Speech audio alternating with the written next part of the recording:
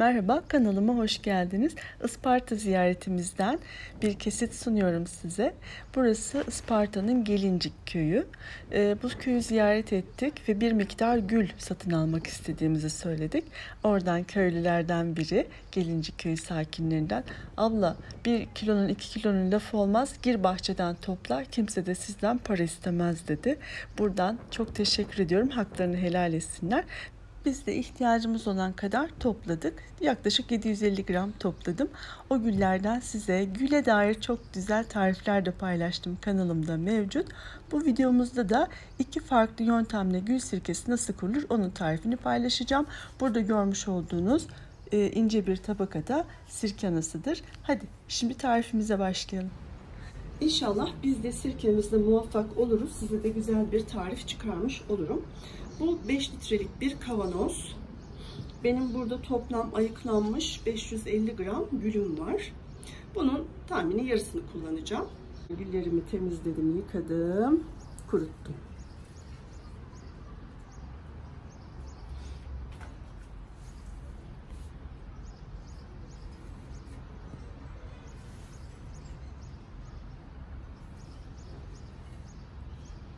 Size ben orijinal Isparta gülünü de göstereyim. Bakın bu orijinal Isparta gülü. Bendeki katmerli Isparta gülüymüş. Daha çok katlı benimki. Ama bunun kokusu biraz daha limoni bir kokusu var. Benimki buram buram gül kokuyor. Bunun hafif limoni kokusu var. Zaten bundan yağ yapıyorlarmış. Genelde yağ ve gül suyu yapımı için kullanılıyormuş. Bundan biraz gül şerbeti, biraz gül mayası, reçellik ayıracağım. Üzerine de klorsuz içme suyu koyacağız.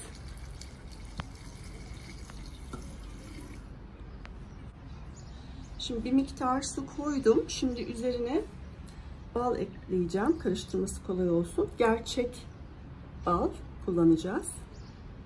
Petek bal da kullanabilirsiniz. Şimdi kavanozumuz büyük olduğu için ve gülümüz de tatlı olmadığı için biraz balını fazla koyacağız.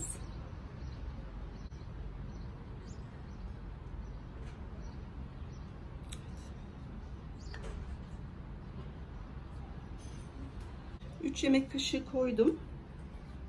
Belki biraz daha ilave edebilirim. Tadına bakacağım. Hafif şekerli bir tada ulaşmam lazım. Gerekirse toz şekerli de ilave edeceğim.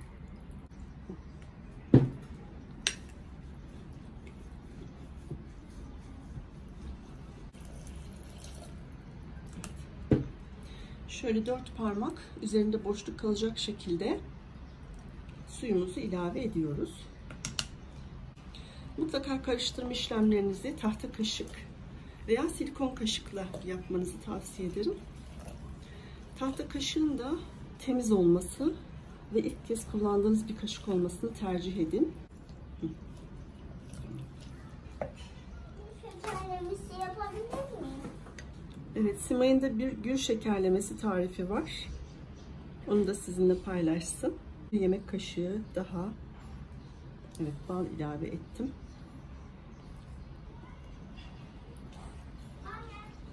Efendim bebeğim. Arkadaşlar şimdi gül şekerlemesi videosuna başlıyoruz. Önce şekeri hazırlıyoruz. Sonra gülleri ayrı bir kaba koyuyoruz. Sonra ovuyoruz şekerle. Sonra da üstüne biraz bal ekliyoruz.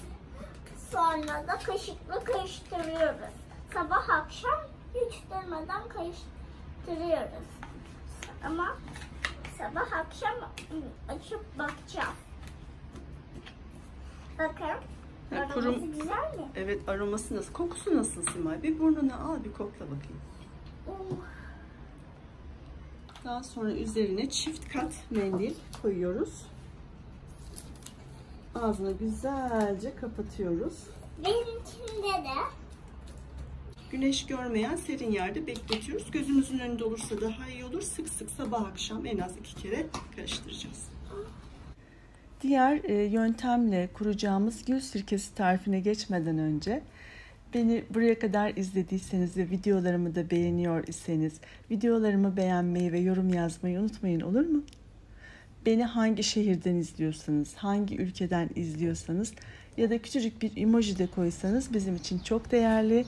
Çünkü milyonlarca videolar var ve bu videolar içerisinde bizim ön plana çıkabilmemiz için sizin bizi beğenmeniz ve yorum yazmanız çok önemli. Teşekkür ederim. Şimdi bundan sonraki sürecimizde ne olacak onu da kısaca anlatayım. Bu gülümüzü, sirkemizi kurduktan sonra 15 gün sabah, akşam, öğlen fark etmez. Günde en az 2-3 kez karıştırıyoruz. Gül yaprağı olduğu için çok hafif bir özgül ağırlığa sahip olduğu için sürekli yukarıda olacaktır. O yüzden sürekli karıştırma ihtiyacı duyacağız.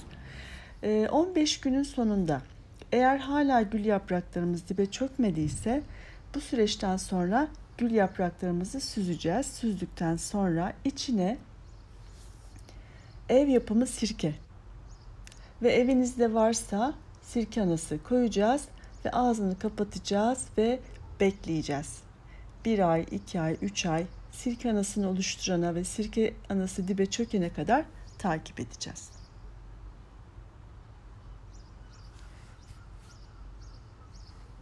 Gördüğünüz gibi köpürüyor ve fermentasyonu başlamış sirkemizin. Bu güzel, iyiye işaret. Şimdi ikinci yöntemle gül sirkesi kurmaya başlıyoruz. Yine ihtiyacımız olan gül yapraklarımız var. Bir kavanoza ihtiyacımız var. Kavanozumuzun içerisine gül yapraklarımızı yerleştiriyoruz. Çok sıkı sıkı bastırmanıza gerek yok.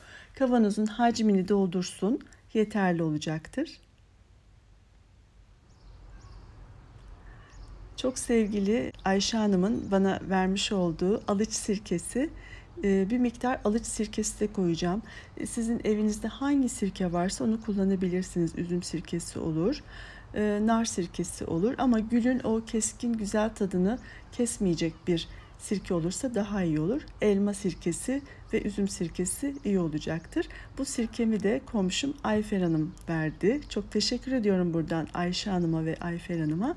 Güzelce üzerini geçecek kadar sirkemizi döküyoruz. Burada su kullanmayacağız.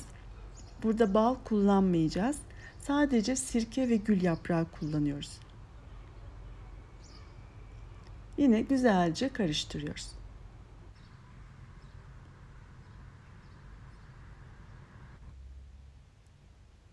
Bu işlemleri yaparken özellikle mutfakta durduğu için her mutfağa girişimde o güzel gül kokusunu duyuyorum ve bu da çok hoşuma gidiyor. Evet, ikinci yöntemle olan sirkemizi de kurduk. Bu şekilde hazırlamış olduk. Yine burada da yöntem aynı. Yine aynı şekilde sabah, öğle, akşam sürekli karıştıracağız. İkinci yöntemle kurduğum gül sirkesi kendi anısını oluşturmaya başladı. Neden? Buna yoğun bir sirke koyduk. Ve o da güzelce çalıştı, orada anasını oluşturmaya başladı. Yine dediğim gibi güzelce karıştırıyoruz.